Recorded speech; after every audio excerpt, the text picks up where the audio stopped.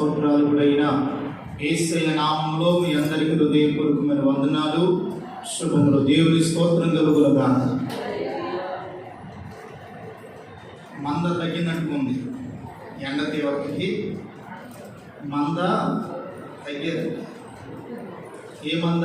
గొర్రెల మంద. ఏ మంద అండి? గొర్రెల మంద. ప్రియమైన వాళ్ళరా, ఎండ తీవ్రత చాలా విపరీతంగా ఉంది. దాదాపు 40 డిగ్రీలు దాటుతుంది ప్రతి దినం కూడా. ఏది ఏమైనప్పటికీ ఈ వాతావరణంలో దేవుని ఆరాధించే గొప్ప భాగ్యాన్ని దేవుడు మనకు అనుగ్రహించాడు. ప్రభు ఎంతైనా నమ్మదగిన దేవుడు. హల్లెలూయా. కనుక కొద్ది నిమిషాలు దేవునికి వాక్యాన్ని మనం ధ్యానం చేస్తూ ఆశీర్వాదకరంగా ఈ స్థలం నుండి మనము తిరిగి మన గృహానికి వెళ్దాం. దేవునికి మహిమ కలుగునుగాక. హల్లెలూయా, హల్లెలూయా. దేవుని స్తోత్రం. చూడండి, దైవ గ్రంథంలో నుండి దేవునికి వాక్యాన్ని కొద్ది నిమిషాలు క్లుప్తంగా మనం ధ్యానం చేద్దాం. మనకు ఒక చక్కని వాక్య సందేశం ప్రభు సన్నిధిలో ప్రార్థన చేస్తూ ఉండగా దేవుడు ఇచ్చినటువంటి కొన్ని మాటలను మనం ధ్యానం చేద్దాం. 69వ సంకీర్తన, 69వ సంకీర్తన, 69వ సంకీర్తన. బైబిల్ ఉన్నవారు బైబిల్ తెరచి వాక్యాన్ని గమనించవలసిందిగా ప్రేమతో మనం చేస్తూ ఉన్నాం. 69వ కీర్తన 30, 31, 32 వచనాలు చదువుకున్నాం. కీర్తనలతో నేను దేవుని నామమును స్తుతించెదను, కృతజ్ఞతాస్తుతులతో నేను ఆయనను ఘనపరచెదను. ఎద్దు కంటెను, కొమ్ములను, డెక్కలను గల కోడి కంటెను అది యెహోవాకు ప్రీతికరము. బాధపడువారు దాన్ని చూచి సంతోషించెదరు. దేవుని వెదుకు వారలారా, మీ ప్రాణములు తెప్పరిల్లునుగాక. హల్లెలూయా. చెప్పండి, దేవుని వెదుకు వారలారా, మీ ప్రాణములు తెప్పరిల్లునుగాక. దేవుని స్తోత్రం కలుగునుగాక. ఒక చిన్న ప్రార్థన చేసుకున్నాం. దేవుని వాక్యాన్ని ధ్యానించేద్దాం. పరిశుద్ధుడైన తండ్రి, మహాగణుడా, ఈ శ్రేష్టమైన దినమున నీ సన్నిధిలోకి వచ్చాం. వాక్యము నీది, ప్రచురుని వారై ఉన్నాడు. నిలబడిన మనుష్యుడు కేవలము బలహీనుడు, ఒంటివాడు కనుక మీరు మరుగు చేసి మాతో మీరు మాట్లాడండి. నీ వాక్యాన్ని వెనగలిన చెవిని గ్రహించే హృదయము నాకు మాకు ప్రసాదించమని యేసు నామమున ప్రార్థన చేస్తున్నాము తండ్రి. ఆమేన్. హల్లెలూయా. చెప్పండి, హల్లెలూయా.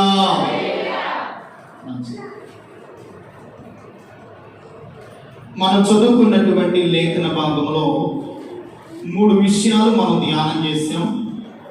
ఆ 3 విషయాలు బహుక్లుప్తంగా మనం ధ్యానం చేసుకుని ఆశీర్వాదకరంగా ఈ స్థానం నుండి మనము తిరిగి వెళ్దాం. దేవునికి మహిమ కలుగునుగాక.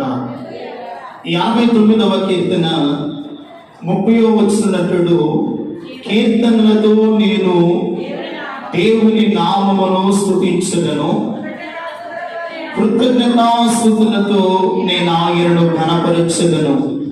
ఎద్దు కంటెను, కొమ్ములను, డెక్కలు గల కోడి కంటెను అది యెహోవాకు ప్రీతికరము. ఏది ప్రీతికరము? యెహోవాకు ఏది ప్రీతికరం అంటే కృతజ్ఞతాస్తుతులు చెల్లించుట యెహోవాకు ప్రీతికరము. ఏదంట? కృతజ్ఞతాస్తుతులు చెల్లించుట యెహోవాకు ప్రీతికరము. ఇదిగో, ఎద్దు కంటెను, డెక్కలు గల కోడి కంటెను అది యెహోవాకు ప్రీతికరమైనది. యెహోవాకు ప్రీతికరమైనది ఆయనను స్తుతించుట, ఆయనను ఘనపరచుట, ఆయనకు కృతజ్ఞతాస్తుతులు చెల్లించుట యెహోవాకు ప్రీతికరమైనది. దేవుని స్తోత్రం కలుగునుగాక. మన దైనిక జీవితంలో యెహోవాకు ప్రీతికరమైన కార్యాలు చేస్తేనంట దేవుని వెతుకు వారులారా మీ ప్రాణములు తెప్పరిల్లును గాక అంటున్నారు. ఎవరిని వెతికిన వారు? దేవుని వెతికిన వారు వారి ప్రాణములు ఏమవుతాయంట? తెప్పరిల్లును గాక అంటున్నారు. నిన్నటి దినమున మనం ధ్యానం చేసాము. యెహోవాను హృదయమందు వెతుకువారు సంతోషించుదురు గాక. ఈ కీర్తన అంటున్నాడు, దేవుని వెతుకువారులారా. ఈ రోజున దేవుని వెతుకువారు బహు అరుదుగా కనబడుతున్నారు. ఎవరిని వెతికేవారు? దేవుని వెతికేవారు. దేవుని బిడ్డలారా, దేవుని ఎప్పుడైతే మీరు ఎదుగుతూ ఉంటారో మీ ప్రాణములు శ్రమ నుండి తెప్పరిల్లుతాయి. దేవుని స్తోత్రం కలుగును గాక. దేవుని నుండి శ్రమ నుండి మీ ప్రాణములు తెప్పరిల్లుతాయి. ప్రాణము తెప్పరిల్లాలి అంటే యెహోవాను మనం ఏం చేయాలంట? స్తుతించాలి. దేవునికి కృతజ్ఞతాస్తుతులు చెల్లించాలి. అది యెహోవాకు ప్రీతికరము. దేవునికి ప్రీతికరమైన కార్యాలు ఎలా ఉంటాయో ఒక మాట చూస్తే ప్రియమైన వారలారా, 28వ సంకీర్తన అంటాడు, 28వ సంకీర్తన 7వ వచనం అంటాడు, యెహోవా నా ఆశ్రయము, నా కేడము,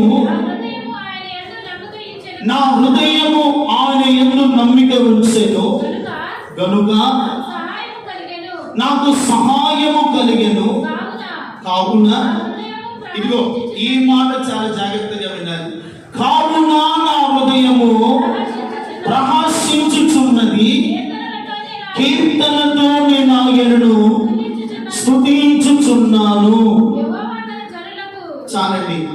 దేనితో కీర్తన స్తుతిస్తున్నాడంట? కీర్తనలతో నేను యెహోవాను స్తుతిస్తూ ఉన్నాను. భక్తుని హృదయం అంట ఇదిగో ప్రకాశించుచున్నది. ఎందుకు ప్రకాశించుచున్నది అంటే, నేను నా దేవుని స్తుతిస్తాను, నా దేవుని గణపరుస్తాను, నా దేవునికి నేను కృతజ్ఞతాస్తుతులు చెల్లిస్తాను. ఈరోజు నా దేవుని మందిరానికి వస్తున్నాము. దేవుని బిడ్డలారా, ఎందుకయ్యా 10 గంటలకు ఆరాధన అంటే సంఘమంతా కూడా దైవ సన్నిధిలో చేరి ఏక మనస్సుతో దేవుని స్తుతిస్తూ ఏక హృదయముతో దేవుని ఆరాధిస్తూ సింహాసనాసీనుడిగా దేవుడే మన మధ్యలో నివాసము చేస్తాడు. దేవుని స్తోత్రం కలుగును గాక. స్తుతిలో ఉన్నటువంటి శక్తి చాలా విలువైనది. ఎటువంటిది? చాలా విలువైనది. స్తుతించినప్పుడు మనలో ఉన్నటువంటి బలహీనతలు తొలగిపోతాయి. వింటున్నారా? ఏమిటంట?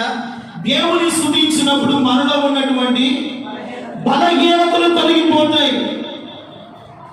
ఇలా చెప్పినట్లుగా సౌలు మీదకు దురాత్మ వచ్చినప్పుడు దావీదు హీనను తీసుకొని భావిస్తూ ఉండగా దురాత్మ వెళ్ళిపోయింది. దేవుని స్తోత్రం కలుగును గాక. అంటే దావీదు హీనను భావిస్తూ ఉంటే, దేవుని స్తుతిస్తూ ఉంటే అపవిత్రాత్మ పట్టిన వారు కూడా విడుదల పొందుదురు గాక. అది దేంట్లో ఉంది అంటే స్తుతించడంలోనే ఉంది. దేంట్లో ఉంది? స్తుతించడంలోనే ఉంది. ఈ రోజున మన జీవితాల్లో మన కుటుంబంలో స్తుతి లేదు కనుకనే, ఏమి లేదు? స్తుతి లేదు కనుకనే అపరాధిగాడు చెడబడుతూ ఉన్నాడు. సాతాను సమస్యలు వస్తూ ఉన్నాయి. స్తుతి నీ ఇంటిలో ఉంటే సంహారకుడు నీలోనికి రాడు, సాతానుడు ప్రవేశించలేడు. అందుకనే వాక్యం ఉంటుంది, స్తుతుల మూలమున నేను ఒక దుర్గమును స్థాపించేదను. దేవుని స్తోత్రం కలుగును గాక. దేని మూలమున? స్తుతుల మూలమున. దేవుని బిడ్డలారా, ఈ రోజున మీరు ఎంతగా దేవుని స్తుతిస్తారో అంతగా సాతాను తంత్రాలన్నీ కూడా మీ ఇళ్లలో నుండి దూరమగును గాక. దేవుని స్తుతించు. అందుకనే పౌలు శీలలు స్వార్థ ప్రకటిస్తున్నారని తీసుకెళ్ళి ఎక్కడ వేశారు? చెరసాల్లో వేశారు. ఎక్కడ వేశారండి? చెరసాల్లో వేశారు. సరసాల్లోనికి వెళ్ళి వాడు ఏడుస్తున్నారా? లేదే. సరసాల్లో వెళ్ళి అయ్యా నీ సువార్త ప్రకటిస్తున్నందుకు మాకు ఈ శ్రమని ఇదిగో నిరుత్సాహం చెంది కన్నీళ్లు కాలుస్తూ ఒక నిస్సాయ స్థితిలో లేరు.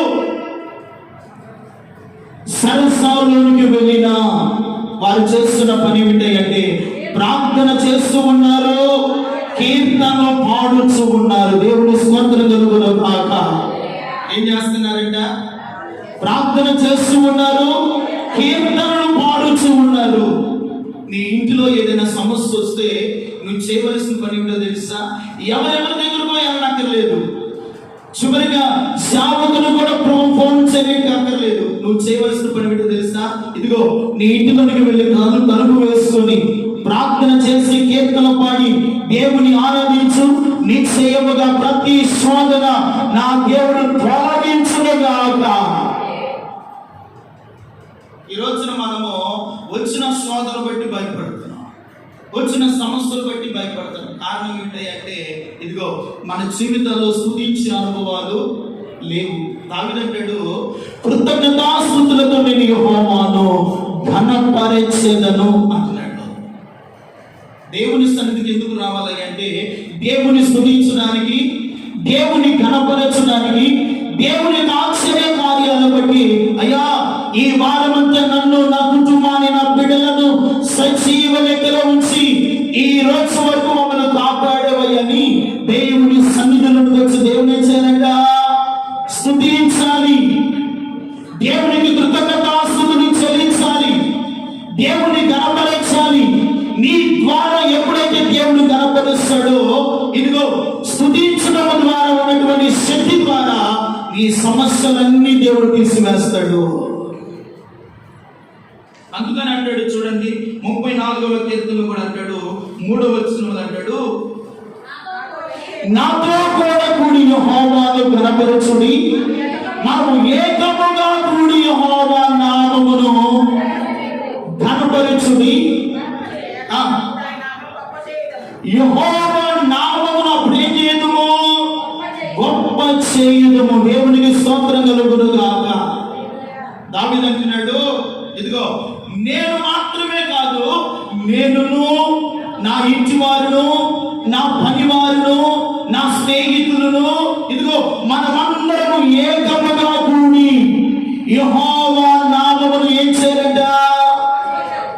ఆయన నామమును స్తుతించాలి, ఏకముగా కూడి ఆయన నామమును గొప్ప చేయాలి. దేవుని స్తోత్రం కలుగును గాక. యెహోవా నామమును ఏం చేయాలంట? గొప్ప చేయాలి. దావీదు జీవితం అంతా కూడా యెహోవా నామమును గొప్పగా వర్ణిస్తూనే ఉన్నాడు. దేవుని స్తోత్రం కలుగును గాక. మన జీవితాల్లో యెహోవా నామమును ఎంత ఘనముగా మనం ఎంచుతామో అంత ఘన కార్యములు దేవుడిని ఎడల జరిగించును గాక. ఘనమైన కార్యాలని బ్రతుకులో చూచును గాక. దేవుడు మన ద్వారా ఏం చేయబడాలి? ఘనపరచబడాలి. ఈ రోజున దేవుని ఎరిగిన మనము దేవుని ఏం చేయట్లేదంటే ఘనపరచలేకపోతున్నాం. రోమా పత్రికలు అంటాడు 1:21 వచ్చిందంటాడు, మరియు వారు దేవుని ఎరిగి ఆయన్ను దేవునిగా మహిమపరచలేదు. ఏం చెల్లించలేదు? వింటున్నారా? ఏం చేయట్లేదంట? దేవుని ఎరిగి ఆయనను దేవునిగా ఏం చేయట్లేదు? మహిమపరచడం లేదు. దేవుని మహిమపరచినప్పుడు మనకు మేలు కలుగుతుందా, శ్రమ కలుగుతుందా? చెప్పండి ప్రియమైన వాళ్ళారా. దేవుని ఎరిగిన మనము దేవుని మహిమపరచలేకపోతున్నాము, కానీ శ్రమల గుండా మనం నడిపించబోతున్నాం. ఈ రోజున రోగాల గుండా నీవు, నీ బిడ్డలు నడిపించబడడానికి గల కారణము దేవుని ఎరిగిన నీవు దేవునిగా ఏం చేయట్లేదు? మహిమపరచలేదు. ఆయనకు చేయవలసినటువంటి కృతజ్ఞతాస్తుతులు చెల్లించడం లేదు. దేవుడు మన ద్వారా దేవుడు కోరేది ఇదిగో నీ వెండి, నీ బంగారము, నీ వెలగల ఆస్తులు దేవుడికి అక్కర్లేదు. నీ నోరారా, మనస్సారా హృదయపూర్వకంగా మీలో వచ్చే ఆ కృతజ్ఞత మనస్సును నా దేవుడు కోరుతున్నాడు. హల్లెలూయా. మీలో కోరేది దేవుడు ఆ కృతజ్ఞత కలిగినటువంటి మనస్సు. ఆ మనస్సు దావీదుకు ఉన్నది కనుకనే దావీదును దేవుడు గొప్పగా ఘనపరిచాడు. దేవుని స్తోత్రం కలుగునుగాక. ఏం చేశాడంట? గొప్పగా ఘనపరిచాడు. అందుకే 118వ కీర్తనలో కూడా అంటాడు, 28వ వచనాన్ని చూస్తే, నీవు నా దేవుడవు. ఏమంటున్నాడు దావీదు?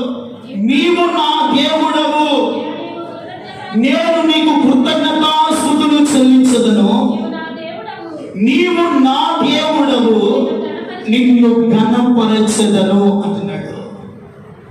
ఏమంటున్నాడు దావీదు? నీవు నా దేవుడవు.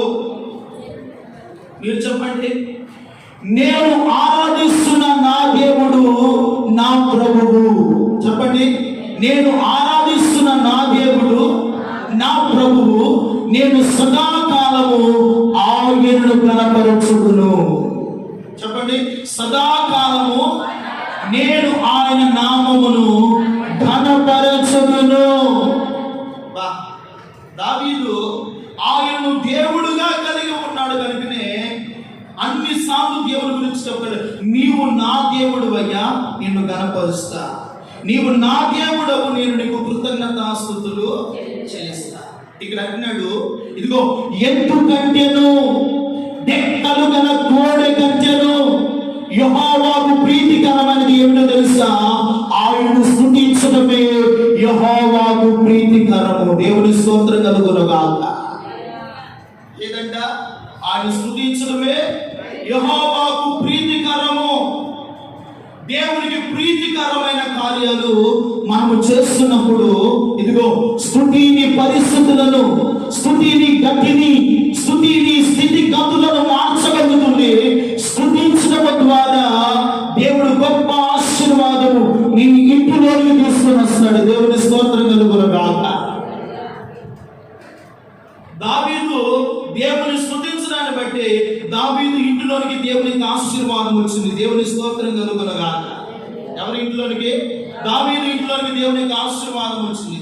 శత్రువు ఎంత దాడి చేసినా, శత్రువు ఎంత మరణానికి అప్పగించాలని అనేక సార్లు పన్నాగము పండిన దావీదు హృదయంలో, దావీదు జీవితంలో స్తుతించే ఘనతను కనుక్కునే అన్ని పరిస్థితుల్లో దేవుడు దావీదును తప్పించాడు. దేవుని స్తోత్రం కలుగునుగాక. నీ కుటుంబంలో కూడా ఎల్లప్పుడూ దేవుని స్తుతిస్తూ ఉండండి. అన్ని పరిస్థితుల నుండి నా దేవుడు నిన్ను, నీ కుటుంబాన్ని, నీ బిడ్డలను సాతాను వేసే ప్రతి పన్నాగము, సాతాను వేసే ప్రతి దాడిని, సాతాను వేసే మీలో ప్రతి కురీతుల నుండి నా దేవుడు మిమ్మల్ని తప్పించునుగాక. దేవుడు తప్పిస్తాడు. మనల్ని తప్పించబడాలి అంటే దేవుడు మాత్రమే తప్పించగలిగిన వాడు. ఏ మనుషుడు కూడా తప్పించడానికి మానవుని శక్తి చాలదు. ఇదిగో ఈ లోకంలో ఉన్నవాడు సాతాను శక్తి బలమైనది. మనం ఆరాధిస్తున్న దేవుని శక్తి సాతాను శక్తి కంటే కూడా బలమైనది. దేవునికి స్తోత్రం కలుగునుగాక. ఆ శక్తిని పొందుకొని అన్ను దినము మీరు దేవుని స్తుతించండి. ఇదిగో డెక్కలు కలిగిన కోడి కంటే అది యెహోవాకు ప్రీతికరమైనది. దేవుని స్తోత్రం కలుగునుగాక. స్తుతించడం నీ ఇంట్లో ప్రారంభించు. స్తుతించడం నీ బ్రతుకులో నేర్చుకో. దేవుని మందిరంలోకి వచ్చినప్పుడు మౌనంగా కూర్చోకూడదు. దేవుని మందిరంలో కూడా పాట పాడుతుంటే కలిసి దేవుని సన్నిధిలో ఆరాధించు. చప్పట్లు కొడుతూ దేవుని మహిమ పరుస్తూ ఉంటే ఇదిగో నీకు తెలియకుండానే నీలో ఉన్న సర్వ రోగాలు తొలగిపోవును కాక. నీకు తెలియకుండానే సర్వ రోగాలు తొలగిపోతాయి. అందుకని ఇదిగో ఆరాధన ఎందుకు చేస్తున్నామయ్య అంటే ఆత్మలో పరవశిస్తూ చేతులెత్తి ఆరాధిస్తూ ఉండగా ఇదిగో మీలోని పరిశుద్ధాత్మ దేవుడు ఎప్పుడైతే నీ మీదకు బలముగా వస్తాడో, ఎప్పుడైతే నిన్ను తాకుతాడో, ఆరాధనలో ఉన్నటువంటి శక్తి, ఆ ప్రభావము ఎప్పుడైతే నువ్వు అనుభవిస్తావో ఒక దైవికమైనటువంటి ఆరోగ్యమును, దైవికమైనటువంటి స్వస్థత ఆరాధనలో మీరు పొందుకోవాలి. అందుకని దేవుని ఆరాధించండి అమ్మా. దేవుని స్తుతించండమ్మా, దేవుని ఘనపరచండమ్మా అని చెప్పేది ఎందుకయ్యా అంటే, ఆరాధన చేస్తున్నప్పుడు దేవుని శక్తి మన మధ్యలోనికి వస్తుంది. ఎవరి శక్తి వస్తుంది? దేవుని శక్తి. నీవు శక్తిహీనుడైనా, నువ్వు శక్తిహీనురాలైనా, ఒకవేళ బలహీనురాలుగా ఈ స్థలానికి వస్తే దేవుని యొక్క దైవికమైన ప్రభావము నీకు పరిపూర్ణంగా తాకునుగా. దేవుని యొక్క పరిపూర్ణమైన ప్రభావం ఏం చేస్తుంది? మనల్ని తాకుతుంది. అందుకని దేవుని ఏం చేయాలంటే ఘనపరచాలి, స్తుతించాలి. అది యెహోవాకు ఎటువంటిదంట? ప్రీతికరమైనది. రెండవది 30 వచనం అంటాడు, డెక్కలు కలిగిన కోడి కంటేను. ఇదిగో మనమిచ్చే వెలగల కానుకలు, విలువైనటువంటి అనేకమైనటువంటి కార్యక్రమాలు చేస్తున్నాం కదా, వీటికంటే యెహోవాకు ప్రీతికరమైనది ఏమిటంటే ఆయన స్తుతించడం దేవునికి ప్రీతికరమైనది. ఈ రోజున మానవుడు యెహోవాను స్తుతించలేకపోతున్నాడు కనుకనే కుటుంబాల్లో సమాధానం ఉంటుంది, నెమ్మది ఉండలేదు, ఆరోగ్యాన్ని ఉండలేదు, ఆశీర్వాదం ఉండలేదు. కారణము ఇంటిలో ఏమి లేదంట? దేవుని స్తుతించే కృప లేదు. దావీదండి మందిరంలోకి వెళ్ళినా దేవుని స్తుతిస్తున్నాడు, ఇంటిలో ఉన్న దేవుని స్తుతిస్తా ఉన్నాడు, పడక మీద ఉన్న దేవుని స్తుతిస్తా ఉన్నాడు. హల్లెలూయా. మనం మందిరంలోకి వస్తేనే స్తుతిస్తాం, కానీ ఇంటి దగ్గర చెప్పండి యథార్థమైన హృదయంతో మీ గుండెలు మేము చేస్తూ చెప్పండి, ఇంటి దగ్గర ఉంటే దేవుని స్తుతిస్తున్నారా? దేవుని సన్నిధిలో ప్రార్థన చేస్తున్నారా? దేవుని ఆరాధించగలుగుతున్నారా? శ్రమ కలిగినప్పుడు, బాధ కలిగినప్పుడు నీ ఇంటిలో ఉండి మోకరించి దేవుని సన్నిధిలో ప్రార్థన చేస్తున్నావా? అలా ప్రార్థన చేయలేని స్థితి మనలో ఉంది కనుకనే అపవాది మన మీద ఏం చేస్తున్నాడంట? దాడి చేస్తున్నాడు. అపవాది మన కుటుంబం మీద దాడి చేస్తూ ఉన్నాడు, మన బిడ్డల మీద దాడి చేస్తూ ఉన్నాడు, సమస్యల మీద దాడి చేస్తూ ఉన్నాడు. నీ జీవితంలో నెమ్మది లేకుండా, ప్రశాంతత లేకుండా ఏ సాతానుడు దాడి చేస్తున్నాడో వాటి గురించులను గ్రహించి మోకరించి దేవుని స్తుతించు. ఏం చేయాలి? మోకరించి దేవుని ఇంట్లో స్తుతించు. ప్రియమైన వాళ్ళారా, ఎప్పుడైతే నువ్వు దేవుని స్తుతిస్తూ ఉంటావో ఇంకా ఆ స్థలంలోనికి సాతానుడు ప్రవేశించే అవకాశమే లేదు. ఒకవేళ అవకాశం ఉన్నా వాడు మన మీద దాడి చేయకుండా దేవుని హస్తాలు మన మీద, మన బిడ్డల మీద ఉండును కాక. దేవుని హస్తాలు మన మీద ఉంటాయి. దేవుని హస్తాలు మన మీద ఉంటే సాతానుడు వేసే ప్రతి అగ్ని బాణము దేవుని హస్తము తప్పించును కాక. ప్రతి అగ్ని బాణాన్ని దేవుని హస్తం ఏం చేస్తుంది? ప్రతి అగ్ని బాణాన్ని తప్పిస్తుంది. అందుకని దేవుని స్తుతించండి, దేవుని ఆరాధించండి, దేవుని మహిమ పరచాలి. 32 వచనం అంటాడు, బాధపడువారు దానిని చూసి సంతోషించుదురు, దేవుని వెతుకువారులారా మీ ప్రాణములు తెప్పరిల్లును గాక. హల్లెలూయా. ఏం చేయబడతాయి అంట? ప్రాణము తెప్పరిల్లాలి అంటే ఆ 32 వచనం అంటాడు కదా, 32 వచనం, డెక్కలు గల కోడి కంటేను యెహోవాకు ప్రీతికరమైంది. ఆయన స్తుతించినప్పుడంట బాధపడు వారిని చూసి నువ్వేం చేస్తావు? సంతోషించదవు. దేవుని వెతుకువారులారా. ఎవరిని వెతుకువారు? వెతుకుతున్నావా దేవుణ్ణి?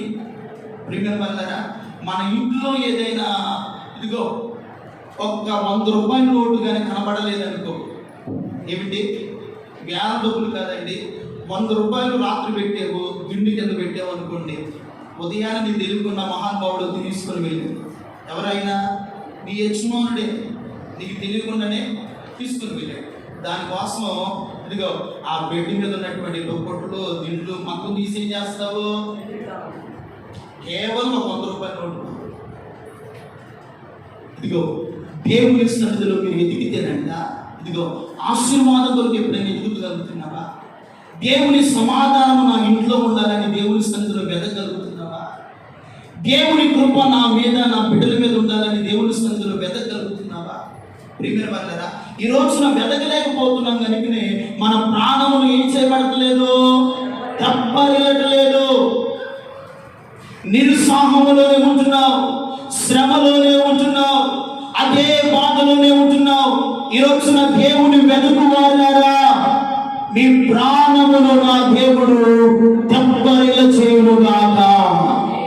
దేవుని వెతకండి, దేవుని వెతకండి. లోకాన్ని వెతకొద్దు, మనుషులు వెతకొద్దు. నువ్వు వెతకాల్సింది ఇదిగో, వెతికితే దొరికే దేవుని వెతుకు. హల్లెలూయా. వెతికితే ఆయన ఏం చేస్తాడంట? దొరికే దేవుని వెతుకు. ఆయన గాని నీకు దొరికేడా, నీ స్థితి, నీ గతి, నీ కుటుంబ పరిస్థితులన్నీ నా దేవుడు తెప్పరిల్ల చేయునుగాక. అని ఏం చేస్తాడు? నీ ప్రాణమును తెప్పరిల్ల చేస్తాడు. అందుకని అంటాడు, హోషేయ గ్రంథంలో ఒక మాట చూడండి. హోషేయ గ్రంథంలో ఒక మాట రాయబడి ఉంది.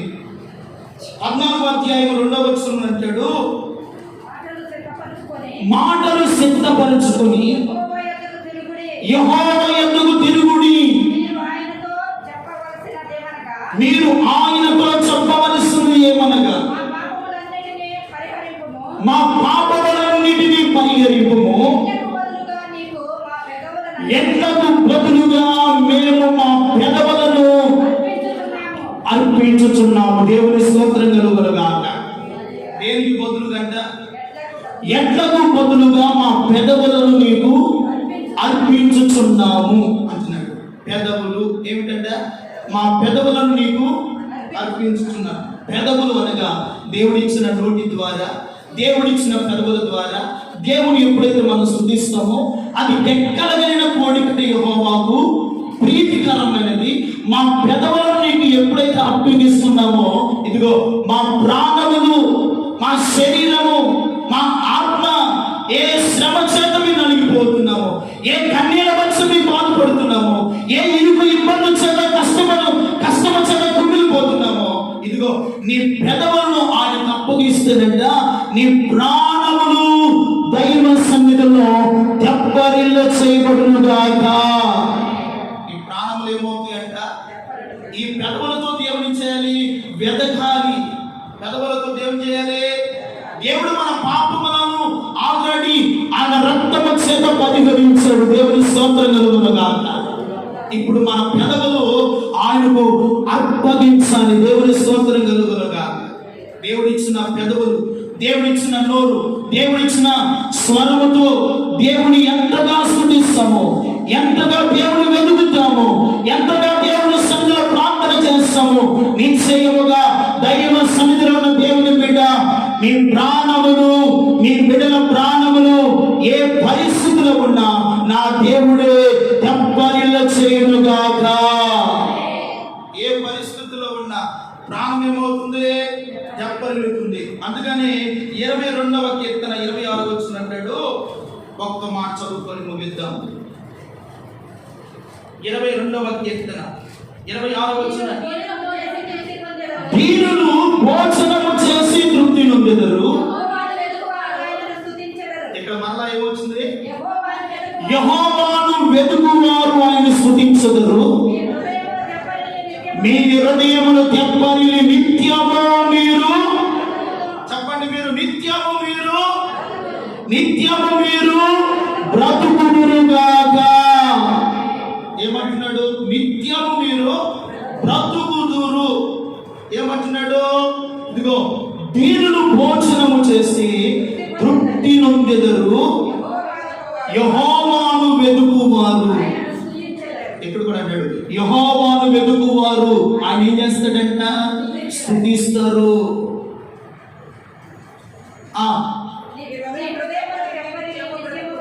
మీ హృదయములో తెప్పరిల్లి నిత్యము మీరు బ్రతుకుదురు. దేవుని స్తోత్రం కలుగునుగా. నిత్యము బ్రతుకుదురు. మీరు ఎక్కడ బ్రతకాలనుకుంటున్నారు? దైవ సన్నిధిలో మనం నిత్యము బ్రతకాలి అంటే ఇదిగో, యెహోవాను వెతుకువారు ఆయన ఏం చేస్తారు? స్తుతిస్తారు. దీనులు భోజనం చేసి తృప్తి నొందెదరు. దేవుని స్తోత్రం కలుగునుగా. ప్రియమైన శారీరకమైనటువంటి ఆహారాన్ని మనం భుజించి తృప్తి పొందుతూ ఉంటాం. ఎందుకయ్యా అంటే మనం వండుకున్నటువంటి రుచిగల పదార్థాలు తింటూ ఏం చేస్తాము? తృప్తి పరుస్తాం.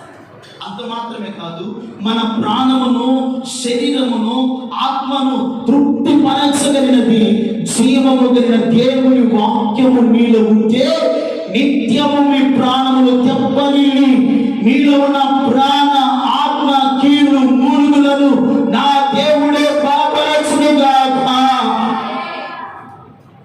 ఏం చేయాలి? పడితే దేవుని వాక్యము నీలో ఉంటే నిత్యము మీరు బ్రతుకుతున్నారు. దేవుని స్తోత్రం కలుగునుగా. నిత్యము మీరేం చేయబడతారు? బ్రతుకుతారు. వాక్యము లేకపోతే ఎండిపోయిన చెట్టే మనం. ఏమిటి? ఎండిపోయిన కాలం లాంటి వారు, ఎండిపోయిన నీటి దిక్కు లాంటి వారము. కనుక్కునే ప్రియుల వల్లరా, ఒక క్రైస్తవులుగా మన జీవితాల్లో దేవుని వాక్యము మనలో ఉంటే ప్రాణము, ఆత్మ, శరీరము, నీ నరాల్లోనికి వాక్యము ఎంత క్షీణించుకొని పోతుందో నిత్యము మీ ప్రాణములు తెప్పరిల్లి మీరు బ్రతుకుదురుగాక. నిత్యము మీరు బ్రతుకుతారు. ఒక శారీరకమైన ఆహారాన్ని కుదురుస్తూ ప్రియుల వల్లరా, ఈ రోజున తిని మనిషికి ఏమి లేకుండా పోతుందంటే ప్రియుల వల్లరా, తినాలి. ఎంతవరకు తినాలి? మన కడుపులోనికి ఎంత సరిపోతుందో అంతవరకే తినాలి. పేట దాకా తిన్నామనుకోండి, ఇటు సతికిలు పడి అటు సతికిలు పడి ఆ మంచం మీద పనుకొని ఈ మంచం మీద పనుకొని ఆయాసపడేదానికన్నా కూడా ఉపయోగం అనేది ఏది కూడా లేదు. అలాగే కాదు, ఒకవేళ నువ్వు తినాలనుకున్నావు అనుకో, దేని తినాలంటే జీవం అనే వాక్యాన్ని నువ్వు తిను. దేవుని స్తోత్రం కలుగునుగాక. ఈ జీవం అనే వాక్యాన్ని ఎంత తిన్నా నీకు అలసట ఉండదు, ఆయాసం ఉండదు, రొప్పు ఉండదు, నీరసం ఉండదు. ఆ వాక్యాన్ని ఎంతగా భుజిస్తావో అంత జీవము నీలోనికి ప్రభావిత చేయనుగాక. అంత జీవాన్ని పొందుకుంటావు. అందుకని దావీదు అంటాడు, నీ ధర్మశాస్త్రము నాకు దొరికినప్పుడు, నేను ధ్యానిస్తున్నప్పుడు, నాకు క్రొవ్వు మెదడు దొరికిన దానికంటే కూడా నాకు ఎంతో మధురముగా ఉండదంటున్నాడు. దేవుని స్తోత్రం కలుగునుగా. దేన్ని ధ్యానిస్తున్నప్పుడు అంట? దేవుని యొక్క ధర్మశాస్త్రాన్ని, దేవుని యొక్క వాక్యాన్ని ధ్యానిస్తున్నప్పుడు, దేవుని గురించి స్తుతిస్తున్నప్పుడు, దేవుని గురించి ఆరాధిస్తున్నప్పుడు దావీదు ప్రాణమును దేవుడు దెబ్బరిల్ల చేశాడు. దేవుని స్తోత్రం కలుగునుగాక. ఈరోజు మీ ప్రాణాలు కూడా నా దేవుడు దెబ్బరిల్ల చేయనుగాక. ఎండలో వచ్చిన మనిషికి ఒక బాటిల్ చక్కగా చల్లని కూల్ డ్రింక్ వాటర్ ఇచ్చామనుకోండి, ప్రాణం ఎలాగుంటుంది? దెబ్బరిల్లుతుంది. దేవుని స్తోత్రం కలుగునుగాక. అది కాసేపే ఉంటుంది. ఈ జీవం అనే వాక్యము నేను సదాకాలము దేవుని రాజ్యమునకు చేర్చేంత వరకు కూడా నరాల్లోనికి ఎప్పుడైతే చీల్చుకుపోతుందో ఆ వాక్యమే నిన్ను ప్రతి నిత్యము బలపరుస్తుంది. ప్రతి నిత్యము వాక్యము నిన్ను ఏం చేస్తుంది? బలపరుస్తుంది. అందుకనే వాక్యాన్ని మనం భుజించాలి. అందుకని ఇరిమి అంటాడు, నీ వాక్యము నాకు దొరికిన వెంటనే నేను దానిని ఏం చేస్తానంటున్నాడు? భుజించాలి. దేవుని వాక్యాన్ని భుజించాలి. నీ జీవితంలో వాక్యం ఎంత నీ జీవితంలో ఉంటుందో అంత బలం నీకు. ఈ రోజున శారీరక సంబంధమైన బలహీనతలు వస్తాయి, నీరసం వస్తుంది, అలసట వస్తుంది, బాధలు వస్తాయి, కష్టాలు వస్తాయి. వాటి వైపు చూస్తూ మన ఆత్మీయతను మనం ఏం చేయకూడదు? ఆత్మీయతను కృంగనీయకూడదు. ఆత్మీయతను ఇంకా మనం బలపరుచుకోవాలి అంటే స్తుతి నీలో ఉండాలి. రెండవది, దేవుని వెదికే వారముగా ఉండాలి. మూడవదిగా ఆయన సన్నిధిలో దేవుని స్తుతిస్తూ, దేవుని ఆరాధిస్తూ హృదయమందు ఆయన ఎదుగుతూ ఉంటేనంట ప్రాణం ఏమవుతుందంట? దెబ్బరిల్లుతుంది. దేవుని అన్నాడు, హాగరు అరణ్యములో ఉంది. ఎక్కడుందండి? అరణ్యంలో ఉంది. ఆ చిన్నవాడు నీళ్ల కొరకు వేదన పడుతూ అలమటిస్తూ ఉన్నాడు. సర్వశక్తి కలిగిన దేవుడు ఆ చిన్నవాని స్వరం విన్నాడంట. దేవుని స్తోత్రం కలుగునుగాక. అరణ్యంలో నీళ్లు దొరకడం చాలా కష్టపడింది. ప్రియమైన వాళ్ళరా, ఆ దేశంలో ఉన్నటువంటి ఇసుక ప్రాంతాల్లో నీరు దొరకడం అనేది చాలా అసంభవం. ఆ దినంలో ప్రియమైన వాళ్ళరా, చూచుచున్న దేవుని వైపు హాగరు కనులెత్తి ఆయన చూసి ఆయన వెతికినంత. దేవుని స్తోత్రం కలుగునుగాక. ఎప్పుడైతే ఆయన వైపు చూస్తుందో ఆ చిన్నవాని స్వరము యెహోవాకు వినబడిందంట. దేవుని స్తోత్రం కలుగునుగాక. ఎప్పుడైతే యెహోవాకు ఆ చిన్నవాని స్వరం వినబడిందో అరణ్యములో ప్రియమైన వాళ్ళరా, ఇదిగో ఆ యొక్క అరణ్యములో ప్రియమైన వాళ్ళరా ఒక బండ నుండి దేవుడు జీవజలాన్ని ఇచ్చాడు. దేవుని స్తోత్రం కలుగునుగాక. ఎప్పుడైతే ఆ జీవజలము ఆ చిన్నవానికి తాగించిందో వారి ప్రాణములంట దప్పరిని చప్పట్లు దేవునికి మహిమ కలుగునుగాక. అరణ్యమని లోకంలో ఉన్నాం, అరణ్యమనే సమస్యలతో ఉన్నాం, అరణ్య రోదనతో ఉన్నాం, అరణ్య పరిస్థితుల్లో ఉన్నాం, భీకర ధ్వని గల అరణ్యములో మనం ఉన్నాం.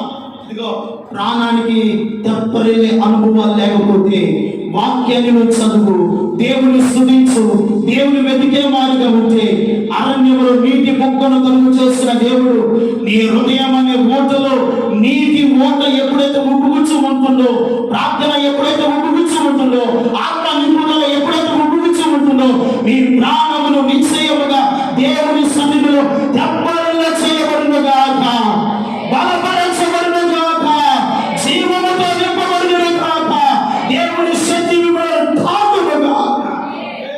అంత ప్రభావం ఉంది. కనుక నీ ప్రాణాలు దెబ్బలైన కనుక ఈ అరణ్యం అనే లోపల ఎన్నో శోధనలు వస్తాయి, ఎన్నో పరిస్థితులు వస్తాయి. నీ ప్రాణాన్ని దెబ్బరిల్ల చేయగలిగింది దేవుని వాక్యము. దేవుని స్తోత్రం కలుగునుగాక. ఆ వాక్యము నీ హృదయంలో నింపుకో, విశ్వసించు, దేవుని మీద ఆధారపడు, నమ్మిక ఉంచు, నీ కార్యములు నా దేవుడు సఫలపరుస్తాడు. దేవుని స్తోత్రం కలుగునుగాక. బాధపడవద్దు, సమస్యల వైపు చూడవద్దు, కష్టాల వైపు చూడవద్దు. నీ ప్రాణాన్ని ఏ దేవుడైతే దప్పరిల్లు చేస్తారో ఆ దేవుని కథకు నేర్చుకోండి. దేవుని స్తోత్రం కలుగునుగాక. ఆ దేవుని స్తుతించడం నేర్చుకోండి, ఆ దేవుని ఘనపరచడం నేర్చుకోండి. ఇదిగో మీ జీవితాల్లో ఎంత కృంగిపోయిన పరిస్థితులు ఉన్నాయో ఈ రోజు నుండి మీ ప్రాణము దెబ్బరిల్లుగాక. ప్రాణము దేవుడు ఏం చేస్తాడు? దెబ్బరిల్లు చేస్తాడు. ప్రాణానికి ఉపశ్రమాన్ని ఇస్తాడు, నెమ్మదిని ఇస్తాడు, క్షేమముని ఇస్తాడు, ఆరోగ్యాన్ని ఇస్తాడు. మన దేవుడు ఎటువంటి వాడంటే జీవము కలిగినటువంటి దేవుడు. ఎటువంటి వాడైనా జీవము కలిగినటువంటి దేవుడు. అందుకని అంటాడు, నాలో మీరు నివసిస్తే మీరు బహుగా ఫలిస్తారు. నాకు వేరుగా ఉండి మీరేమి కూడా చేయలేరు. దేవునికి వేరుగా ఉండి దేవుని వెతకలేకపోయావా? దేవుని కనపరచలేకపోయావా? దేవుని స్తుతించకపోయావా? ప్రాణము తెప్పరిల్లును కాదు కదా, ఏ ఆశీర్వాదాన్ని దేవుని సన్నిధిలో నీవు అనుభవించు. నీ బిడ్డలు అనుభవించలేదు, నీ బిడ్డలో నీ పరిస్థితులు అలాగే ఉంటాయి. ఎప్పుడైతే ఆయనలో ఉంటే ఇగో ఆయన నీ ప్రాణమును తెప్పరిల్లు చేస్తాడు, బలపరుస్తాడు, ఆత్మతో నింపుతాడు, ధైర్యపరుస్తాడు.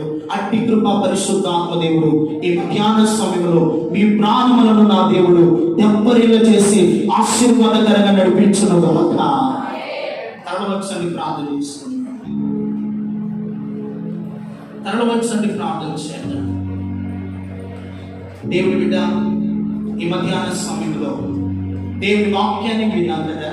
ఇదిగో దావీదు అంటున్నాడు, యెహోవాను స్తుతిస్తాడు అన్నాడు. ఒకటి, నీ దైనిక జీవితంలో యెహోవాకు ప్రీతికరమైనది ఏమిటంటే డెక్కలు కలిగిన కోడి తింటేను. యెహోవాకు ప్రీతికరమైనది ఒకటి ఆయనను స్తుతించుట, రెండవది ఇదిగో ఆయన వెతుకు వారుగా ఉండాలి, ఆయన ఘనపరించే వారంగా ఉండాలి. అప్పుడు మీ ప్రాణములంట దెబ్బరిల్లుతాయంట. ఈ అరణ్య మార్గం నడిపించబడుతున్న దేవుడి బిడ్డ, ఈ అరణ్య ప్రయాణంలో, ఈ ఆత్మీయ యాత్రలో పడాలి, లెగవాలి, అలసిపోవాలి, మళ్ళా సమస్యలు పోవాలి, ప్రాణము దెబ్బరిల్లాలి అంటే నేను దేవుని వాక్యము ఉండాలండి. దేవుని వాక్యము నీలో ఉంటే ఇదిగో నీవు మనసారా దేవుని వాక్యాన్ని భుజించినప్పుడంట ప్రాణములు దెబ్బరిల్లుతాయంట. దావీదు దేవుని స్తుతిస్తూ ఉన్నాడు కనుక దావీదు ప్రాణము శత్రు చేతుల నుండి ప్రాణము దెబ్బరిల్లినట్లుగా, ఇదిగో సమస్యల ఊపిలో నుండి ప్రాణము దెబ్బరిల్లినట్లుగా ఈ రోజున ఏ సమస్యల ఊపిలో ఉన్నావో, ఏ కష్టాల పరిస్థితుల్లో ఉన్నావో, ఏ వేదనకరమైన పరిస్థితుల్లో ఉన్నావో నీ ప్రాణాన్ని దేవుడు దెబ్బరిల్లబోతున్నాడు. నమ్ము, విశ్వసించు, దేవుని కార్యాలు అనుభవించు, దేవుని స్తుతించడం నేర్చుకో. ఎక్కడైతే దేవుని స్తుతి ఉంటుందో అక్కడ సాతానుడు ఉండడండి. ఎక్కడ దేవుని స్తుతి ఉంటుందో, ఎక్కడ ప్రార్థన ఉంటుందో, ఎక్కడ దైవ ధ్యానం ఉంటుందో అక్కడ దేవుని కార్యాలు జరుగుతాయి. కనుక నువ్వు గ్రహించిన వాడిగా, గ్రహించిన దానిగా, అయ్యా ఇంతకాలం నేను స్తుతించలేదు, కేవలం మందిరంలోకి వచ్చినప్పుడే, కేవలం మందిరంలోకి వచ్చినప్పుడే పాడటం, దేవుని మందిరంలోకి వచ్చినప్పుడే ప్రార్థన చేయడం. అయ్యా మా దైనిక జీవితంలో, మా ఆత్మీయ యాత్రలో నిత్యము నిన్ను స్తుతించే అనుభవం, నిత్యము నీకు ప్రార్థించే అనుభవం, నిత్యము నిన్ను వెతికే అనుభవాలను అయినా మాకు నేర్పించయ్యని దేవుని సన్నిధిలో ప్రార్థన చేస్తావా? వెతుకబడిన వాక్యాన్ని నీరు కట్టి ఫలింపచేయనట్లుగా దేవుడు మన ప్రాణములు దెబ్బరిలో చేసి ఆశీర్వాదకరంగా దేవుడు మనల్ని బలపరచున్నట్లుగా వెత్తబడిన వాక్యము నిమిత్తమై ఒక చిన్న ప్రార్థన దైవ సన్నిధిలో చేద్దాము. రోజు రాణి గారు చిన్న ప్రార్థన చేస్తారు. ప్రార్థన. మహాగణుడను మహోన్నతుడను నిత్య నివాసి మా పరలోకపు తండ్రి, గొప్ప దేవా, ఘనమైన దేవా, నీ పరిశుద్ధమైన పాదములను బట్టి వెలలేని వందనములు, స్తుతులు, స్తోత్రాలు చెల్లించుకుంటున్నాను దేవా. అయా ఈ ఏప్రిల్ మాసము 2వ పునరుద్ధాన దినములోనికి మమ్మల్ని నడిపించేవయ్యా. గడిచిన కాలం అంతా మమ్మల్ని భద్రపరిచి ప్రభువా నాయన, అయా ఈ దినము పునరుద్ధాన దినము ప్రభువా నాయన, నీ పాదాల యొద్ద చేరి నాయన, అయా నిన్ను కాపాడిచే వారముగా ఉన్నందుకు నీకు వందనాలు, స్తోత్రాలు చెల్లించుకుంటున్నాను దేవా. అయా నీ దాసుడు నిలబెట్టుకొని చెప్పిన అమూల్యమైన మాటలను బట్టి నీకు వందనాలు, స్తోత్రాలు ప్రభువా నాయన. కీర్తన గ్రంథం 69వ అధ్యాయము 30, 31, 32 వచనాల ద్వారా మాతో మాట్లాడిన ప్రతి మాటను బట్టి నీకు వందనాలు, స్తోత్రాలు చెల్లించుకుంటున్నానయ్యా. దావీదు భక్తుడు మా ముందు చేరు ప్రభువా నాయన, అయ్యా దావీదు భక్తుడు ప్రభువా నాయన కీర్తనలతో దేవుని నామాన్ని స్తుతించారంటున్నాడు ప్రభువా నాయన. కృతజ్ఞతాస్తుతులతో నీ నామాన్ని ఘనపరిచారంటున్నాడు ప్రభువా నాయన. ఏ అధ్యాయంలో చూసినా, ఎక్కడ చూసినా నిన్ను ఘనపరచిన నీ కుమారుడుగా ఉన్నాడు ప్రభువా నాయన. నీ నామాన్ని స్తుతించిన వాడుగా ఉన్నాడు ప్రభువా నాయన. అయ్యా ఎంతో గొప్ప రాజయ్య కూడా ప్రభువా నాయన నిన్ను ఘనపరిచాడు ప్రభువా నాయన, నిన్ను స్తుతించాడు యేసయ్యా. నీకు వందనాలు, స్తోత్రాలు ప్రభువా నాయన. అయ్యా ఈ ప్రయాణ యాత్రలో నాయన, అయ్యా నాయన మేము ఏ రీతిగా స్తుతిస్తున్నామో ప్రభువా, కనపరుస్తున్నామో నాయన. అయ్యా నాయన నిన్ను కనపరిచినప్పుడు మాలో ఉన్న శోధన, వేదన, బాధలు, రోగాలు నాయన అయ్యా మమ్మల్ని వదిలిపోతాయని నాయన, అయ్యా నీ దాసుడు నిలబెట్టుకొని చెప్పేవారు దేవా నాయన.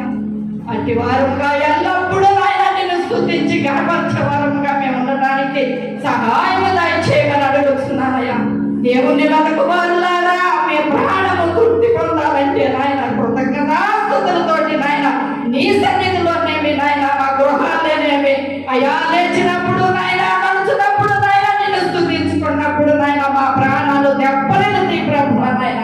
అట్టి వారముగా మేము ఉండటానికి సహాయం దయచేయగలుగుతున్నానయ్యా. మా పెదవులు ఎప్పుడు ఎల్లప్పుడూ ప్రభువా నాయన నిన్ను ఘనపరచడానికి నాయన, నీ నామాన్ని నాయన ధరించడానికి నాయన సహాయం దయచేయగలుగుతున్నాను యేసయ్యా. నీకు వందనాలు, స్తోత్రాలు చెల్లించుకుంటున్నాను ప్రభువా నాయన. అయ్యా ఈ ఎండ వేడికి ప్రభువా వచ్చిన బిడ్డలందరినీ జ్ఞాపకం చేసుకోండి అయ్యా. రాని బిడ్డలకు నాయన ఇంకొక రాని బిడ్డలకి దయచేసి నీ నామాన్ని గణపరిచేవారుగా సహాయం దయచేయమని అడుగుతూ మా ప్రభువును ప్రియకుమారుడైన యేసయ్య ప్రశస్తమైన నామమును అడిగి వేడుకొని ప్రార్థిస్తున్నాను పరమ తండ్రి. ఆమేన్. ఆమేన్. హల్లెలూయా.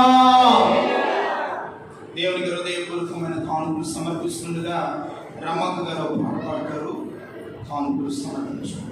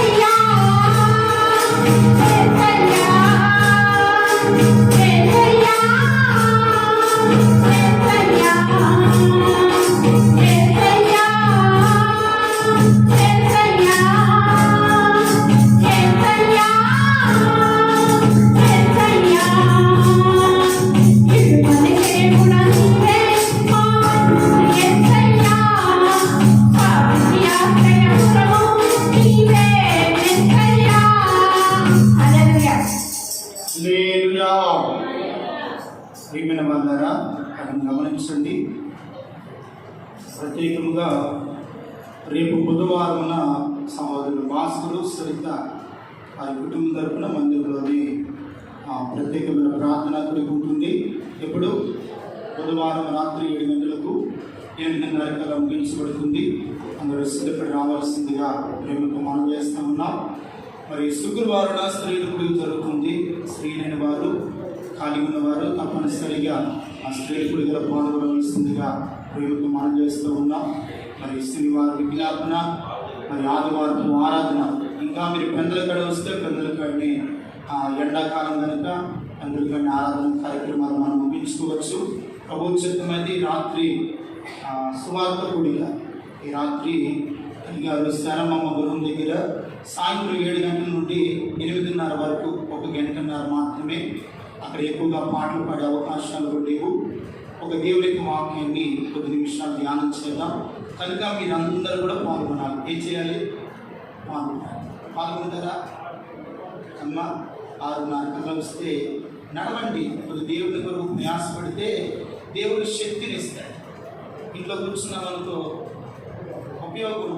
కనుక దేవుని కొరకు మనము ఈ కడవరి దినాల్లో మనకున్న ఇదిగో కొంతపాటి ఈ చిన్న జీవితం ఎప్పుడు రాలిపోతాం మనకు తెలియదు. బ్రతికిన 4 రోజులైనా కొంతమందికైనా దేవుడి వాక్యాన్ని, దేవుడి సువార్తను స్త్రీలుగా మీరు ఎంత పరిచయం చేయవచ్చు అంటే అంత పరిచయం చేయవచ్చు. చక్కగా మరి సాయంత్రం 7 గంటల సిద్ధపడి ఆ చిన్న సువార్త గుడిలో పాల్గొనవలసిందిగా ప్రేమతో మనం చేద్దాం. మరి సువార్తకు ఎన్నో ఆటంకాలు వస్తామని